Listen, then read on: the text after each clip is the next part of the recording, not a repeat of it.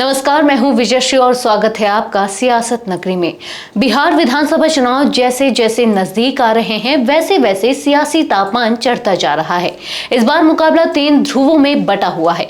एक और एनडीए गठबंधन है जिसमें नीतीश कुमार और बीजेपी शामिल है, दूसरी ओर आरजेडी का महागठबंधन है और तीसरी ताकत बनकर उभरी है प्रशांत किशोर की जनसुराज पार्टी। अब राजनीतिक रणनीतिकार से नेता बने प्रशांत किशोर ने एक धमाकेदार दावा कर बिहार की सियासत को और गरमा दिया है। एक इंटरव्यू में पीके ने साफ शब्दों में कहा, लेकर ले लीजिए, नवंबर के बाद नीतीश कुमार मुख्यमंत्री नहीं रहेंगे, बिहार को नया मुख्यमंत्री मिलेगा। इतना ही नहीं, उन्होंने जेडीयू को लेकर भी भविष्यवाणी करते हुए कहा, अगर जेडीयू को तीर वाले सिंबल पर 25 सीटें मिल जाएं तो मैं राजनीति छोड़ दूंगा।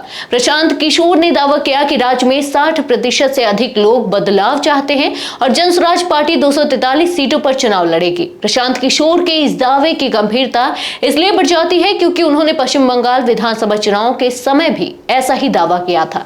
उस समय उन्होंने कहा था कि अगर बीजेपी बंगाल में 2 अंकों का आंकड़ा पार कर जाए तो वह यह पेशा छोड़ देंगे।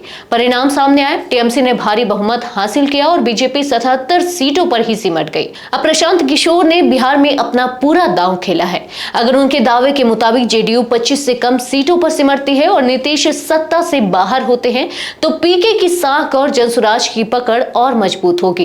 लेकिन अगर परिणाम इसके उलट आया तो उनकी रणनीति और मेहनत पर पानी फिर जाएगा। इस चुनावी शोर के बीच नीतीश कुमार और उनकी पार्टी पर यह सीधा हमला राजनीतिक समीकरणों को हिला रहा है। जेडीयू पहले ही गठबंधन में खुद को असहज महसूस कर रही है और बीजेपी के साथ बढ़ती खटास को लेकर भी सवाल उठते रहे हैं।